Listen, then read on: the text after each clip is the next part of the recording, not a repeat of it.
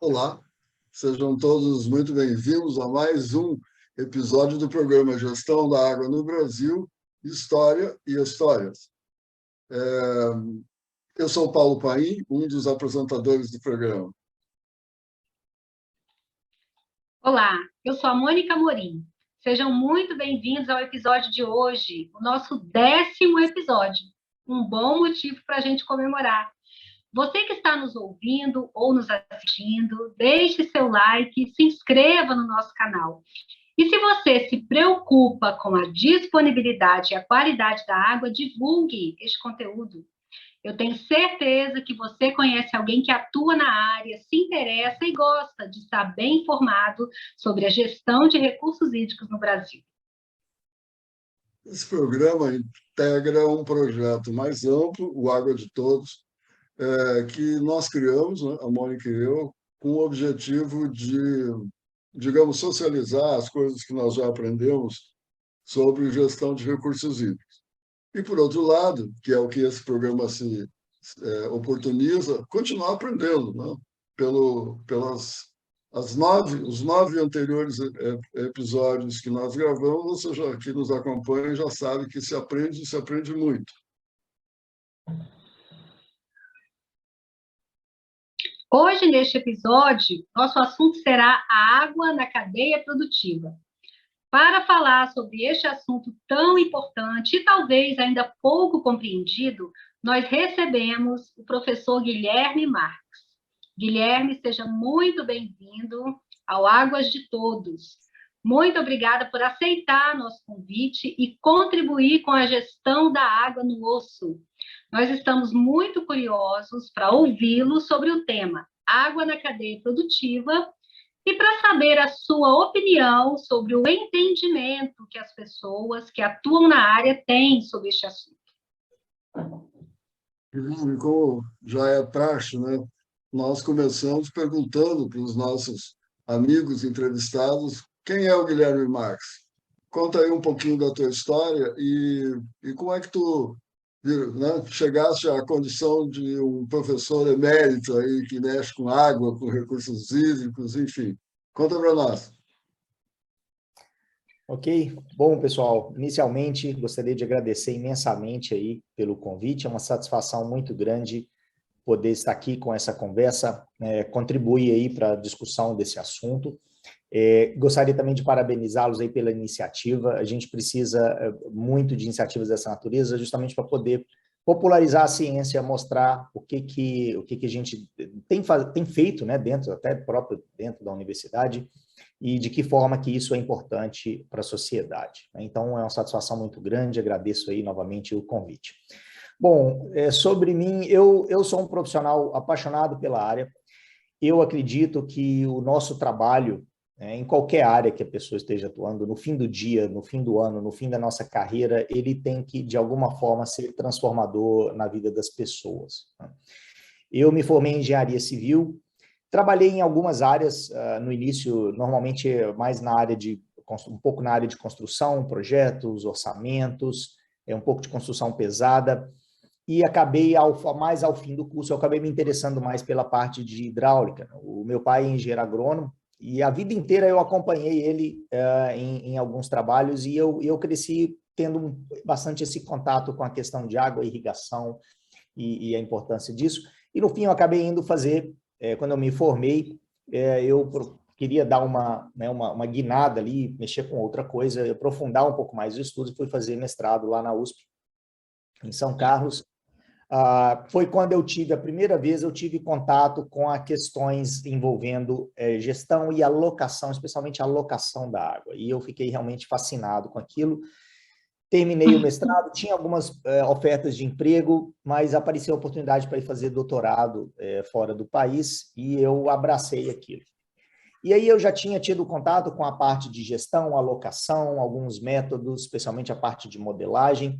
Eu estava realmente fascinado com aquilo. E quando eu fui fazer o doutorado, na Universidade da Califórnia, eu encontrei uma outra área que eu vi que tinha uma combinação muito interessante, que era a parte de economia de recursos hídricos, né? E eu tive a oportunidade, nessa ocasião, de trabalhar em um projeto onde os dois professores principais, um deles era meu orientador, um era da área de economia, o outro era da área de engenharia civil e ambiental, e esse projeto foi, assim, um marco que me mostrou como que a gente pode começar a convergir essas duas coisas, né, para poder trazer melhores soluções. A Califórnia é um estado muito dinâmico, muito competitivo, né, em diversas áreas, tem um setor agrícola muito bem desenvolvido e um sistema de infraestrutura hídrica também muito bem desenvolvido e muito complexo. Então, é um terreno prolífico, porque a busca por tornar o uso da água mais eficiente, especialmente mais eficiente economicamente, ela é incessante, está sempre buscando mais soluções. É um estado também que tem problemas muito, muito grandes em relação a isso. E eu percebi que tinham vários desses problemas, especialmente envolvendo o uso e alocação eficiente da água, né? Como é que isso pode ser melhorado. Vários desses problemas eram muito parecidos com os problemas que a gente tinha no Brasil, e isso me mostrou que o potencial ali de aplicação disso era bastante relevante, né? Então, eu acabei me dedicando bastante a como trazer, né, ferramentas, instrumentos, métodos da área de economia de recursos hídricos e como que isso pode ser colocado a serviço da gestão. Legal. Ô, Guilherme, você ficou na Califórnia durante todo o seu doutorado? Isso, foram 4 anos. Uhum, isso. Mas antes de fazer o doutorado, assim, foi uma curiosidade que surgiu aqui. Você já tinha tido contato com a política de recursos hídricos, a gestão de recursos hídricos nos trabalhos anteriores, no mestrado? Sim, sim. Durante o mestrado, eu desenvolvi um trabalho numa bacia no norte de Minas Gerais, e durante essa época eu tive a oportunidade de acompanhar um pouco também o que estava acontecendo. Isso foi em meados de 97, 98, então a 9433 estava acabando de ser criada. Está indo, né? Estava recém saída do forno, inclusive quando eu terminei o mestrado não tinha Agência Nacional de Águas ainda, a ANA só foi criada em 2000, um pouquinho depois. Então estava assim, eu me lembro das discussões, o Flávio Terra Bart teve todo esse, estava um caldo assim muito agitado de ideias e de como colocar o sistema para frente. Já se falava em cobrança pelo uso da água, tive uma discussão muito grande, comitê, agência.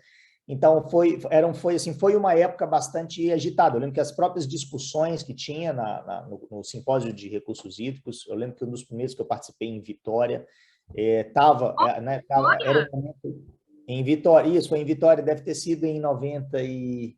Mas aqui no Espírito Santo? Acho que deve ter sido em 98. Eu não sabia que tinha tido um simpósio aqui. Simpósio da BR, hoje é BR Hidro, né? Aham. E eu tive a oportunidade de acompanhar um pouco dessas discussões, participei de como ouvinte, né, de alguns conselhos. Na época, no Rio Verde Grande, lá no norte de Minas, já havia uma secretaria executiva para discutir as questões hídricas, que depois acabou se tornando, né, um protótipo ali do comitê, mas eu já acompanhava um pouco das discussões nessa época. Uhum. Legal, legal. Guilherme, do ponto de vista econômico, né, a gente sabe que existe uma relação assim, de interdependência entre os setores produtivos. Para produzir algo, uma indústria precisa de produtos, bens ou serviços de outras indústrias. Uhum. E a água é insumo para esses processos. Qual é assim, o pensamento, né, a atitude ou a ação mais importante, na sua opinião, que os usuários devem ter para garantir água com a qualidade e na quantidade que eles precisam para os processos produtivos? Ok. É uma excelente pergunta, Mônica. Eu vejo que a resposta para isso ela envolve 2 aspectos. Primeiro, uma mudança na forma da gente pensar e enxergar as coisas, e depois uma mudança na nossa forma de agir, né? Então, a primeira questão que a gente precisa difundir, disseminar um pouco mais, é que quando o assunto é água, ninguém está sozinho e ninguém está blindado dos problemas. A água é o fio condutor do desenvolvimento. Se falta água para algum setor, mais cedo ou mais tarde o problema vai bater na sua porta. Então, isso faz com que cada um de nós seja parte da solução, né? E quando eu falo parte da solução, não significa, aí entra, então, primeiro essa percepção, né, de que nós somos parte da solução, mesmo que a minha empresa ou o meu uso não dependa diretamente da água, eu vou comprar ou vou vender algum insumo para alguém que usa, e se aquele outro setor for afetado, o meu setor também vai ser afetado. Essa percepção de abundância, né, a gente vê sempre escrito, o Brasil tem 12% da água do planeta. É, né? Verdade. No dia a dia, quando a gente enfrenta os problemas, essa informação não é muito útil e ela não ajuda, na verdade, ela às vezes um pouco atrapalha, né? Essa percepção de abundância, ela já ficou no passado. A realidade hoje é que a água ela é escassa e ela precisa ser usada de forma eficiente. Agora, e usar água de forma eficiente significa mais do que aquelas ações que a gente faz dentro da casa da gente, né, que passa pela conscientização e não vamos desperdiçar, vamos, né, cuidar. Isso tudo é muito importante. Só que tão importante quanto isso, talvez até mais importante quanto isso, é o engajamento, né? Como diz lá, né, o colega, democracia não é uma atividade onde você só assiste, não é uma atividade de espectador. Você tem que engajar, você tem que participar. E isso significa engajar localmente com lideranças políticas e cobrar dessas lideranças ações que fortaleçam a nossa governança das águas, porque é a governança que vai dar o direcionamento da gestão e a gente precisa da boa gestão, né? Muitas vezes a gente vê um rio poluído, você vê uma notícia de que o setor agrícola teve perda de bilhões e você pensa assim, isso não é comigo. É sim, porque daqui a pouco vai faltar água ou o produto vai ficar mais caro no mercado e a gente vai ter todo esse problema.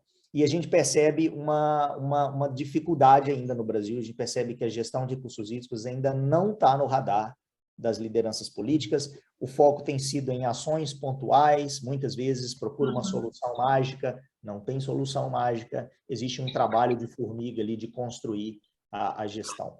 Então, acho que a mensagem principal aqui, de que cada um de nós, enquanto cidadão, é entre em contato com a liderança política que você conhece, tem contato, e cobre. O que você está fazendo pela água? O que você está fazendo pela gestão de recursos hídricos no estado, no seu município, na sua região?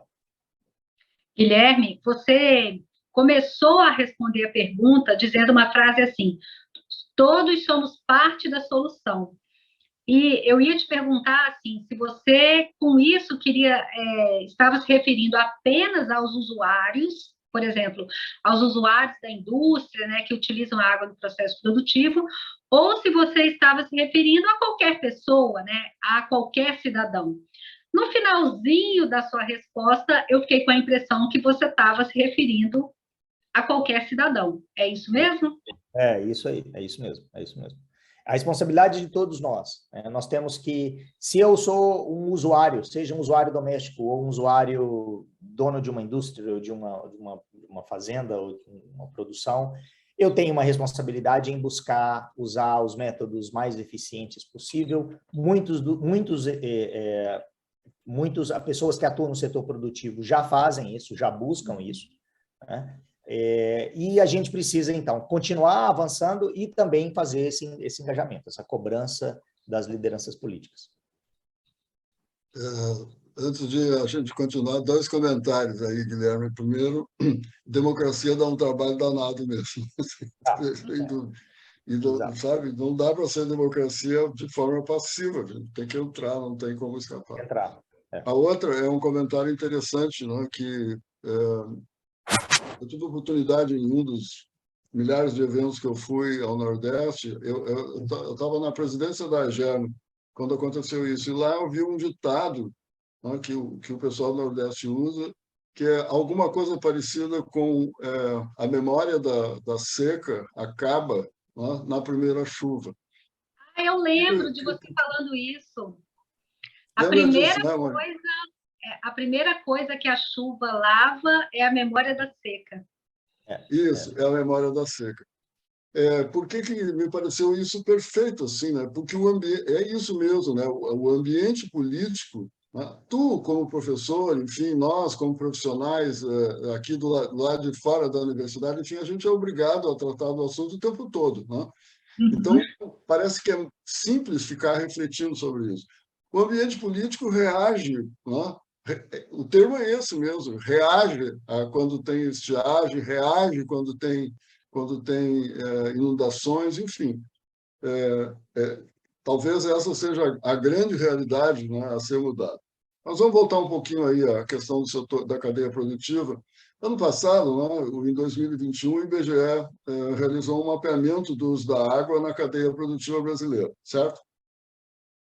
Guilherme, tu poderias, assim, nos resultados obtidos nesse trabalho, poderia identificar 2 ou 3 aspectos que tu considera absolutamente fundamentais? Sim, excelente, esse é um bom ponto, né? Houve aí um mapeamento, que chamam de mapeamento das contas econômicas e ambientais da água, CEAA, Contas Econômicas e Ambientais da Água. Isso é um marco, isso é um trabalho relativamente recente, né? Ele ainda está a nível de pesquisa, mas ele já vem sendo feito. Na página do IBGE tem mais informações, tem alguns relatórios, e ele é um marco em termos de informação dos usos da água para os diferentes setores, né?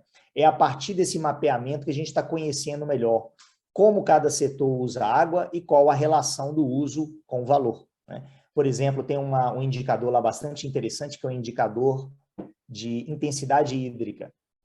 Intensidade hídrica está relacionado a valor por litro, né? Qual é a quantidade de reais por litro de água utilizado. Agora, essa intensidade hídrica, ela tem uma parte que é direta e uma parte que é indireta. A direta é o que aquele próprio setor usa de água em relação ao valor que ele produz. E a indireta é a água que é utilizada nos insumos que aquele setor vai utilizar.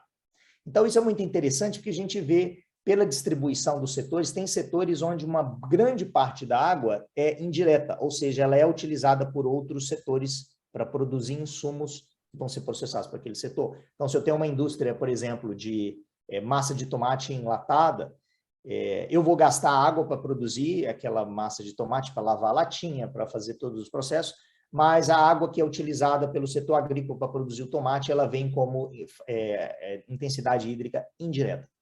Então, isso é muito interessante, porque a gente começa a entender, primeiro, a relação de dependência entre os setores, né? Se o tomate é produzido numa região e ali falta água, eu vou trazer um impacto para o setor que depende dele. Então, eu começo a entender essa vulnerabilidade. Às vezes, eu estou numa região que não tem escassez, mas o meu insumo está numa região que tem, né? E depois a gente começa a entender também para poder priorizar as ações, né?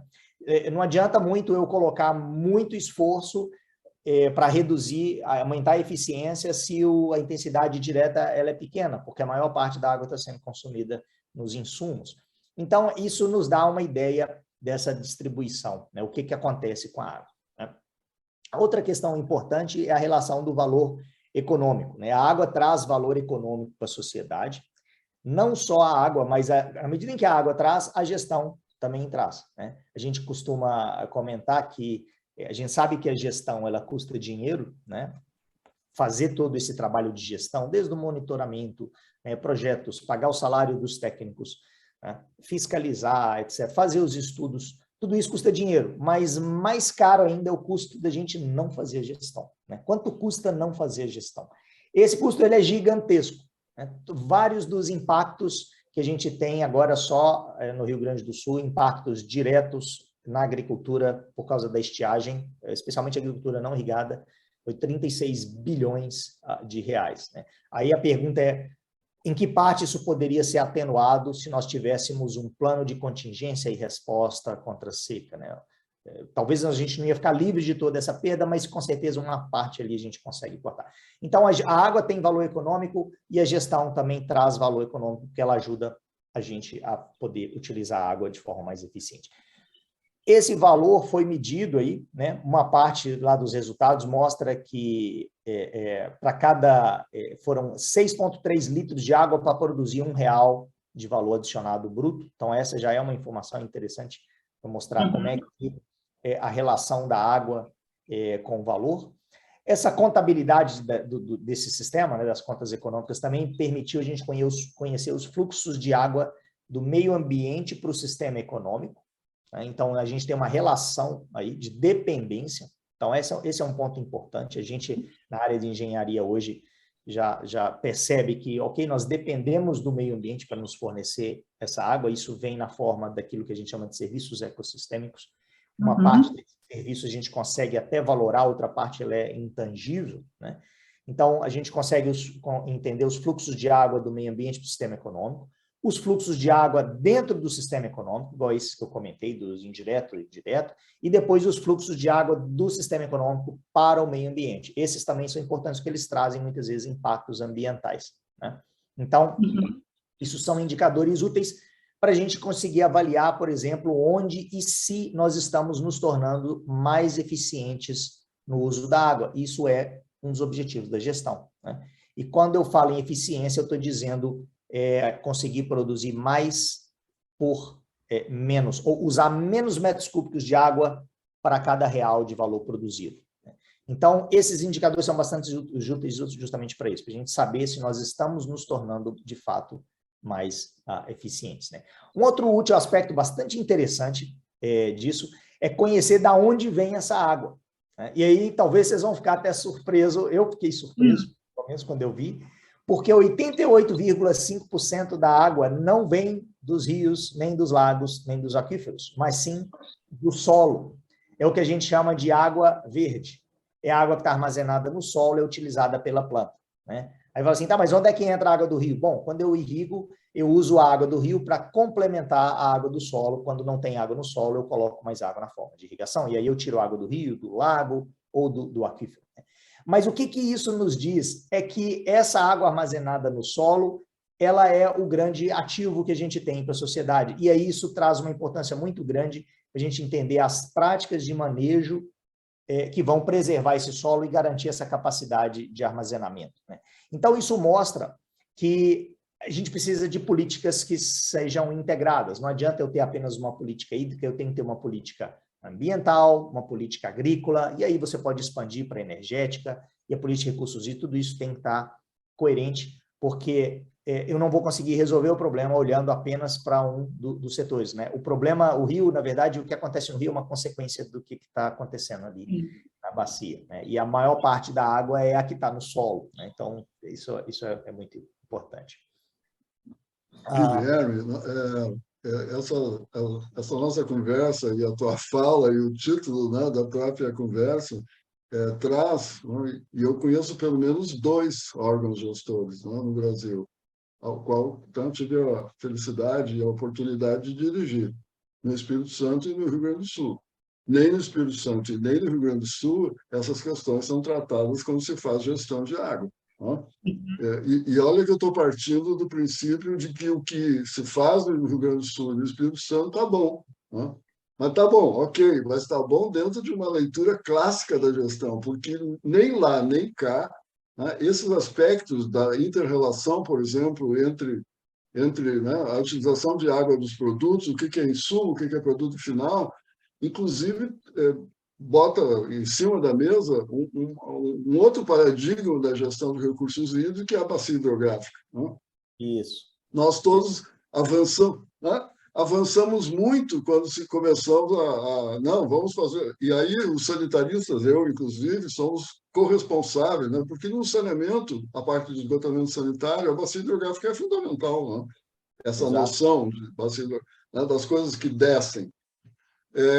E aí, quando na gestão de águas, não, agora incorporamos a bacia hidrográfica. Ok, mas se nós, por exemplo, pegarmos os nossos comitês de bacia, hoje, né, eles quase administram como se a bacia hidrográfica fosse um confete, né? A administração por confete. A bacia né? A bacia, qualquer uma delas não conversa, né, com a bacia lindeira.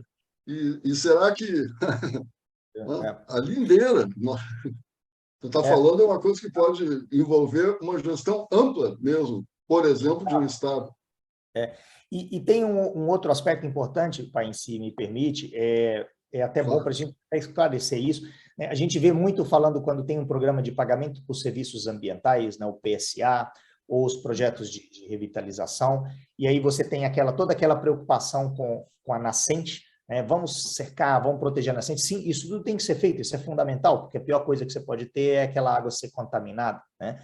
Só que a nascente, ela é apenas a torneira. né? Não adianta você ficar ali polindo e polindo a torneira, e limpando a torneira, se a caixa d'água ela não está. Então, 88% da água está o quê? Está no solo da bacia. É ali que as ações têm que atuar. E eu vejo muitas vezes uma preocupação muito focada na torneira, para deixar a torneira bem polidinha, e o resto da caixa d'água está toda furada, não está conseguindo armazenar água, porque a bacia perdeu capacidade de armazenamento, o solo foi compactado, eu tenho pastagens degradadas, eu tenho problemas de erosão. Então, isso mostra que é o contexto, né, a visão ampla que a gente precisa trazer, especialmente também para os programas de PSA. Da onde vem a água da nascente? Né? Vem da bacia. Então, é ali que as ações têm que atuar.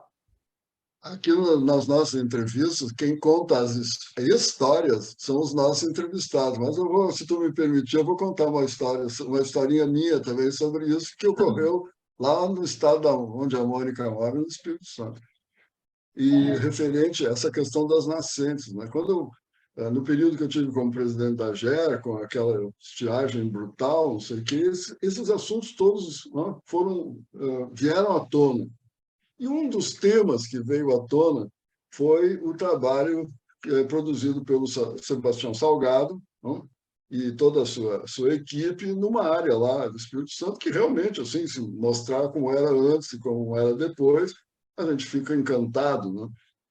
Ok, como você acabasse de dizer, e as pessoas vendiam para mim, né, que mal ou bem são gestor, vendiam aquilo como a salvação do mundo, e aquilo me incomodava profundamente, porque, não, ok, né, o trabalho é maravilhoso, mas se nós ficarmos fazendo gestão de recursos vivos a partir disso, não vamos chegar a lugar nenhum. Né? Ok, Mônica, contigo. Certo. Guilherme, você tem realizado pesquisas, né, e trabalhado com instrumentos econômicos, né? Inclusive, você mencionou isso logo na sua fala de abertura. Você pode fazer um panorama para nós, né, para os nossos ouvintes, sobre o que são esses instrumentos e como que eles se relacionam, né, com os demais instrumentos previstos na política de recursos hídricos? E aí, assim, se você tiver alguma história, você também já pode ficar à vontade para contar, né? Porque a impressão que dá é que você já tem aí uma caminhada de pesquisa, né, de trabalhos com relação a esse assunto. Tá. Ok, essa pergunta também é muito boa. Eu vou começar explicando um contexto geral, né? O que é um instrumento econômico, né? Primeiro, ele tem uma contribuição importante, né? E ele contribui para resolver problemas hídricos com 3 objetivos principais, né? Então, o instrumento, como o próprio nome diz, né, ele é a ferramenta. Eu vou usar ele para atingir um objetivo. Então, muitas vezes eu preciso saber que objetivo é esse. Às vezes a gente entra de cabeça, é como se eu pegasse a minha caixa de ferramentas, mas eu não sei o que eu quero construir. Aí não adianta eu ter a melhor ferramenta do mundo. Então, antes de aplicar o instrumento, eu tenho que ter o objetivo. Muito bom. Então, nós temos 3 focos principais aqui, né? Qual que é o propósito do instrumento? Primeiro, é induzir uma mudança nas decisões tomadas pelos usuários, seja no curto prazo, seja no longo prazo. A gente fala muito sobre demanda hídrica, né? Mas, afinal, o que é uma demanda?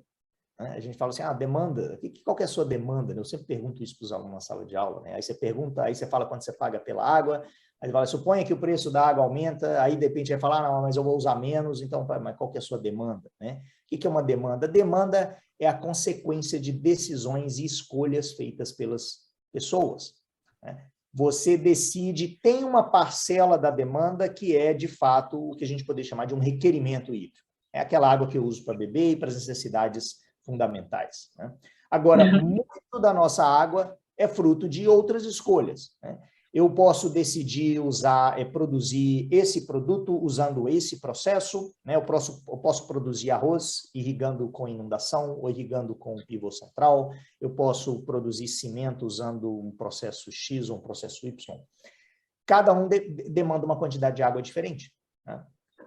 Eu posso produzir a mesma coisa substituindo água por tecnologia ou substituindo água por técnicas de manejo diferente.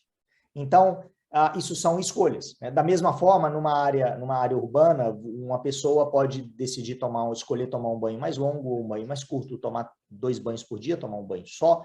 Ninguém vai ficar doente se você tomar 2 ou 1 banho por dia. É uma questão de conforto, comodidade, conveniência. Não é uma questão de ser indispensável à vida. Muitos dos usos da água que a gente faz não são indispensáveis à vida. A gente muitas vezes trata, ok, a água é importante, mas não são todos os usos que são indispensáveis à vida. Então, e esses outros usos, eles são permeados por escolhas. Você pode escolher morar em uma casa maior, que tem uma piscina ou ter um jardim. No fim, é o conjunto dessas escolhas que vai resultar na sua demanda. Então, a gente não deve ver a demanda como um requerimento de engenharia, mas sim como consequência de escolhas. E agora eu quero saber quais as escolhas que as pessoas estão fazendo, por que elas estão fazendo essas escolhas, e aí eu vou desenhar instrumentos para, vamos dizer, induzir as pessoas a fazer outras escolhas. E é o que a gente chama de gestão da demanda. Então, para fazer gestão da demanda, eu tenho que tratar a demanda como que ela realmente é, consequências de escolhas. Então, o instrumento econômico ele vai servir para induzir, e essa indução pode acontecer recompensando o usuário para que ele faça outras escolhas que resultem em menor uso da água, ou exigindo que ele pague mais, né, punindo ele, entre aspas, que ele pague mais por escolhas que ele tenha feito que resultem em mais uso, né? Isso não necessariamente vai impedir o usuário, vai fazer com que ele fique doente ou vai perder tudo. Não, mas ele vai fazer escolha e a gente pode sim fazer escolhas diferentes. A realidade mostra que nós ainda estamos fazendo muitas escolhas ruins. E isso é importante porque, né, tem uma questão perversa aí com a questão econômica da água, é que quanto mais água a gente tem acesso, mais a gente aloca água para usos de menor importância e menor valor, né? Se cada pessoa tivesse acesso a 2 litros d'água num dia, você ia usar essa água para o uso mais importante, que é ficar vivo. Mas como a gente tem acesso a 200 litros, os últimos litros, depois que você atende, né, ninguém vai deixar de beber água para molhar a planta, ou vai deixar de beber água para lavar o carro, né? Você não vai deixar de tomar banho para lavar o carro. Você primeiro toma banho, se tiver água, você lava o carro. Ou seja, à medida em que a gente tem acesso a mais água, a gente aloca a água para usos que têm cada vez menos importância. Então, essa é uma característica do uso, a gente faz isso com tudo. Só que, por outro lado, buscar mais água está ficando cada vez mais caro. Então, você tem uma relação bem desfavorável aí, onde os próximos usos valem menos para a sociedade e buscar água para atender esses usos está ficando cada vez mais caro. Hoje nós temos que buscar água em outras bacias, fazendo transposições, nós temos que tratar água com processos mais sofisticados. Aqui em Porto Alegre mesmo, nós estamos tratando água aqui com o processo de ultrafiltração em uma estação temporária ali contratada pelo DEMAI. Então, usar água que custa cada vez mais caro e alocar essa água para usos que valem menos é um péssimo negócio, né? Mas, infelizmente, nós estamos fazendo isso hoje. Então, o instrumento econômico ele vai também ajudar a gente fazer escolhas menos ruins, né? Melhorar essas escolhas. O segundo aspecto é lembrar o usuário, né, o instrumento econômico, lembrar o usuário que a água é um bem público escasso, que muitas vezes usar para um uso significa deixar de usar para outro, né? Quando o cobertor é curto, cobrir um uso significa descobrir o outro uso. Normalmente, esse outro uso fica descoberto, ele ou é o meio ambiente, mas em vários casos ele pode também ser agricultura irrigada. Em vários casos, a gente tem aqui no sul as regras das réguas, né?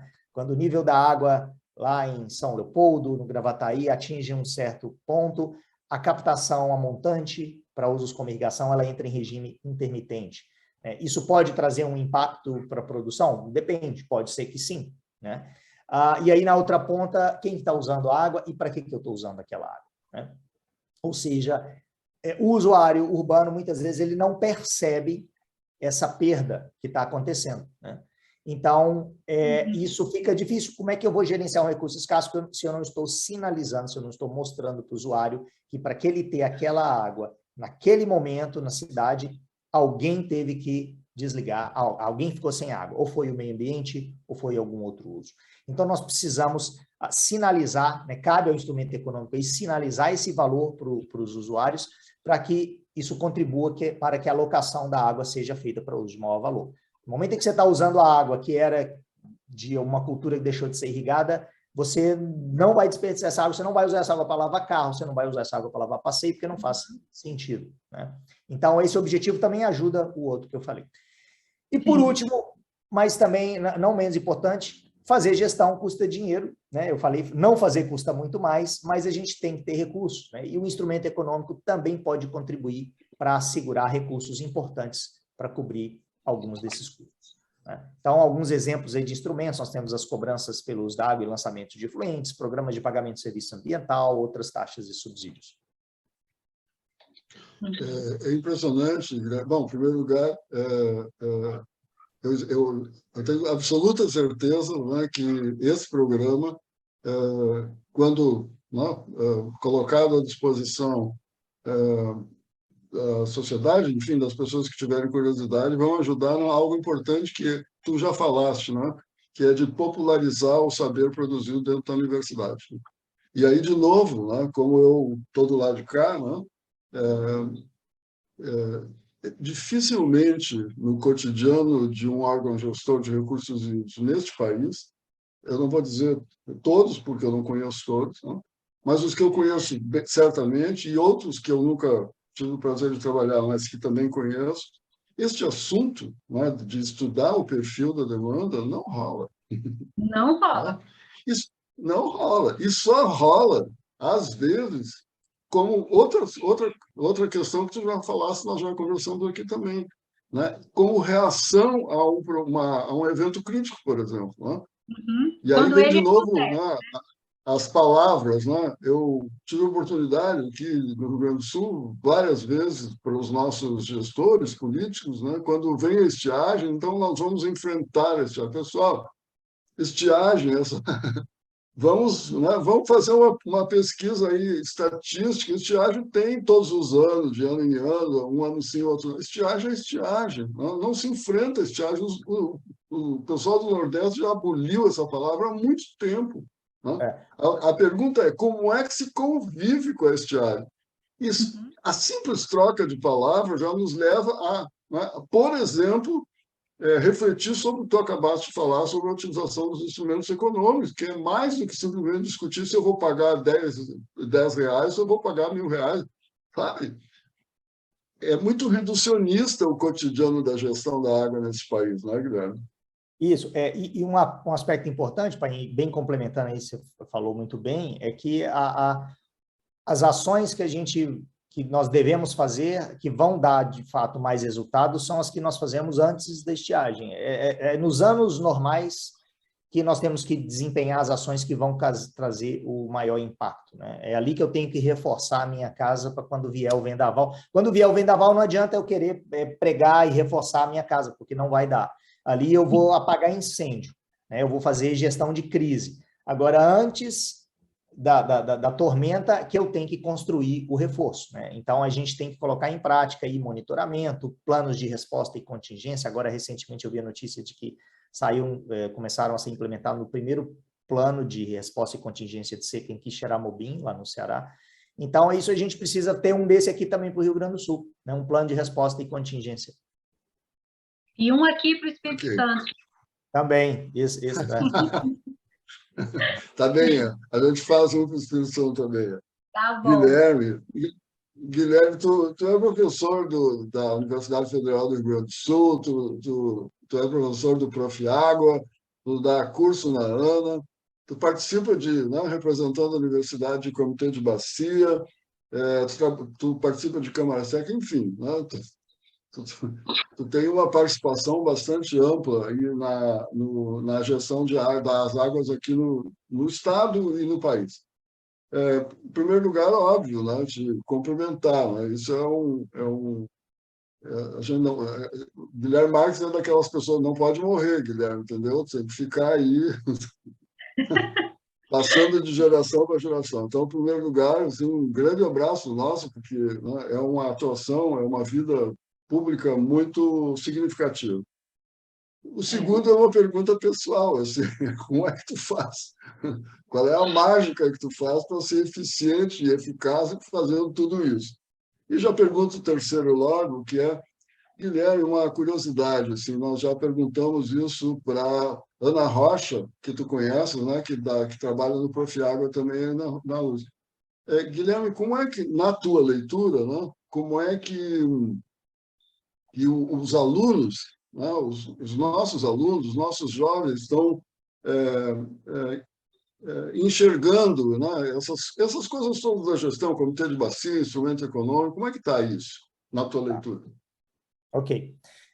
Bom, em relação à primeira pergunta, o tempo ele é tão escasso quanto a água, né? E aí a gestão ele tem que seguir os mesmos princípios.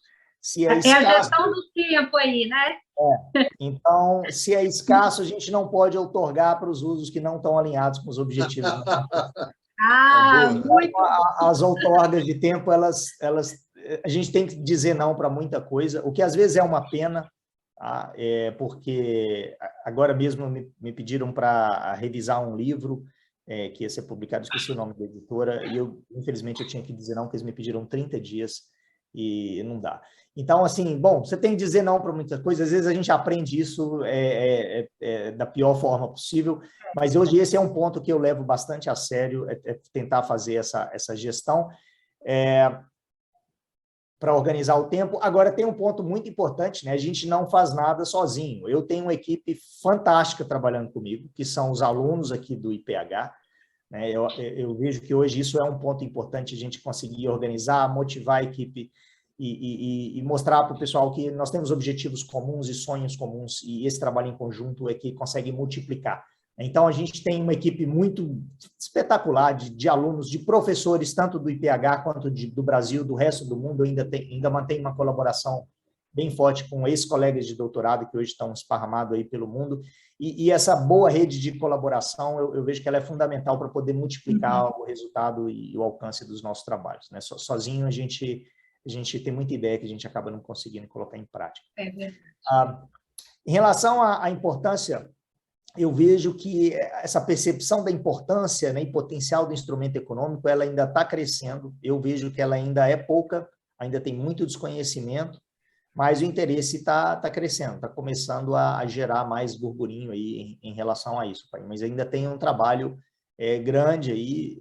Eu tenho tentado aqui pelo IPH, nas disciplinas de economia de recursos hídricos, depois para o Prof. Água, agora com esse curso para a Ana, foi uma oportunidade espetacular de começar a disseminar mais isso e colocar a semente lá na cabeça das pessoas, porque aí vamos estudar isso, a gente precisa fazer isso, não podemos deixar o instrumento morrer, porque o instrumento regulatório sozinho, ele não vai conseguir nos dar todo o desempenho que a gente tem. Assim como o econômico sozinho também não dá, a gente precisa da combinação aí dos dois. E eu acredito que está avançando, né? Está devagar, mas está avançando.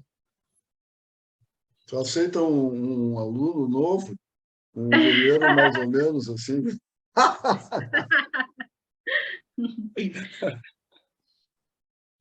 Muito bom.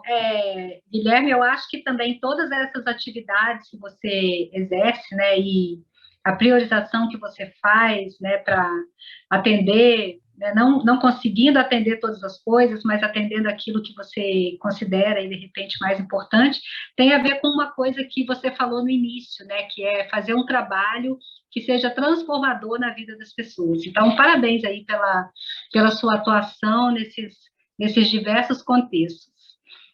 Nós já estamos quase caminhando para o final, e a gente queria saber de você, Guilherme, assim, qual orientação ou recomendação você daria para um estado, né? Não vou dizer qual estado, mas um estado que já tem comitês, já tem planos de recursos hídricos, já tem enquadramento, mas ainda não implantou a cobrança pelo uso da água. Ok, bom, eu vou propor aqui uma reflexão crítica em relação a isso, tá? Nós temos planos ou temos conjunto de folhas encadernadas? Nós temos outorgas ou temos folha de papel? Qual que é a diferença? Está complicando, mas tudo bem, vamos lá. Qual que é a diferença entre um conjunto de folhas encadernadas e um plano, né? Um plano é uma coisa que entrega resultado, né? E eu percebo que a gente já tem muita lacuna quanto a isso. Então, a minha questão é assim, dar um passo atrás, tá? E aí eu vou colocar aqui 3 recomendações que eu entendo. Tá. Tem muita coisa que a gente pode falar, mas eu vou colocar aqui 3 recomendações que eu acho que são importantes, porque é o que eu toquei no início, né? Qual que é a diferença entre você ter um plano e um conjunto de folhas de papel? A gente tem muito plano que, na verdade, não é plano.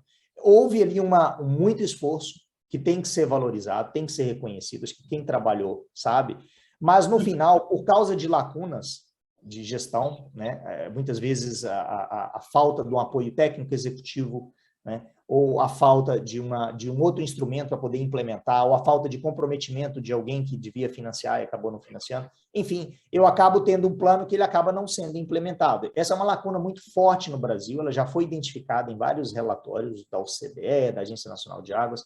Nós temos planos de bacia que são pouco implementados. A gente às vezes consegue fazer o plano, mas ele não implementa. E uma parte desse problema está no próprio plano, outra parte está fora dele. Ou seja, o plano ele tem que ser executivo, né? Igual o projeto de engenharia. Tem o projeto executivo. Sem o executivo, eu não executo, né? Fica ali só as linhas gerais. Então, assim, nesse aspecto, eu destacaria 3 coisas, né? Primeiro, colocar a gestão de recursos hídricos na agenda política do Estado. O carro-chefe do Estado é o agro. O Rio Grande do Sul contribui com 12% do valor agregado bruto agrícola do país. Ou seja, o carro-chefe da economia é o agro. O agro precisa de segurança hídrica para produzir sem comprometer o meio ambiente, e a gestão é que vai dar essa segurança para o setor agro-silvopastoril, né? Muitas vezes o setor produtivo, em várias regiões do Brasil e até do mundo, ele acaba vendo a ação de regulação como um inimigo, né? Eu estou aqui querendo produzir e os burocratas lá querendo... Não, não é assim, né? Eu acho que é muito comum. É muito comum. O clima está mudando no planeta, as demandas e oportunidades estão mudando, os setores econômicos que não forem capazes de entender os riscos e se adaptar a essas mudanças, eles vão continuar tendo perda cada vez maior. A gestão é o aliado do setor produtivo nesse aspecto, e a gente tem que conversar com as lideranças para a gente tornar isso mais efetivo, né? A gestão ela é capaz de reduzir o risco para o setor produtivo, e o setor ele tem que virar um parceiro nisso aí também. Então, esse é um primeiro ponto.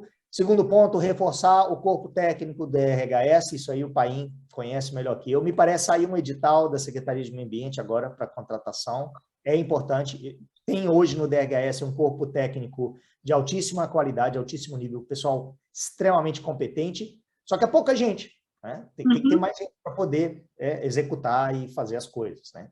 E, finalmente, talvez o mais importante, especialmente no caso do Rio Grande do Sul, criar uma solução legal para viabilizar o apoio técnico executivo aos comitês de bacia. Nós criamos lá na 9433 o dueto agência, comitê, nos inspiramos muito no modelo francês em relação a isso, e aí na hora de implementar ficou só o comitê sozinho. Não tem como dar certo, o comitê precisa do braço técnico executivo. E aí uma das consequências disso acaba sendo lá o plano, acaba sendo pouco executivo, né? Não tem como de ter esse apoio. Eu acredito que, com esses pontos, a gente pode criar um caldo, aí, um ambiente, né, um caldo de cultura que vai poder melhorar, e aí sim eu vou poder ter os instrumentos mais afinados, né? Muito bom.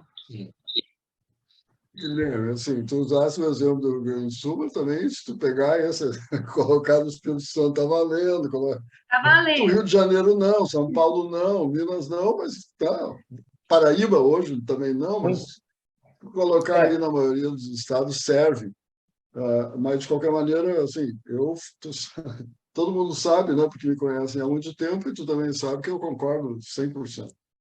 Ok, Guilherme, agora sim, agora nós vamos encerrar nosso bate-papo. Então, por favor, utiliza aí esses minutos finais nossos, sim, da maneira que tu achar que deve.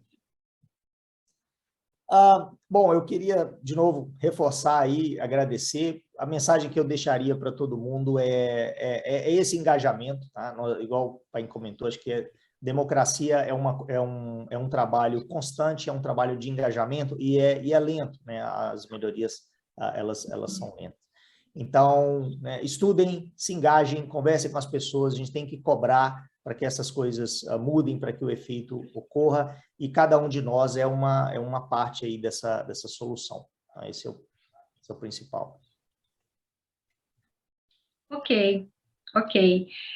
Guilherme, nós te agradecemos.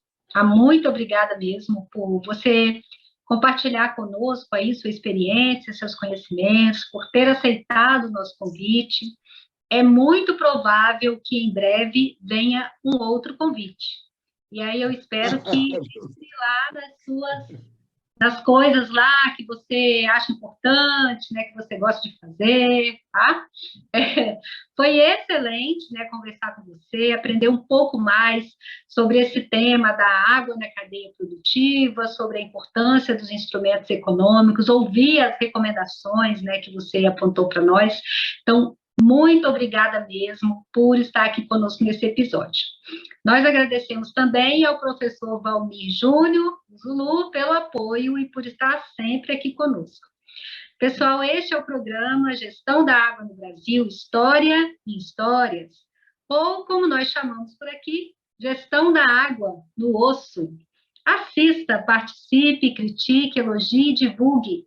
E continue nos acompanhando nas redes sociais do projeto Águas de Todos. Até breve.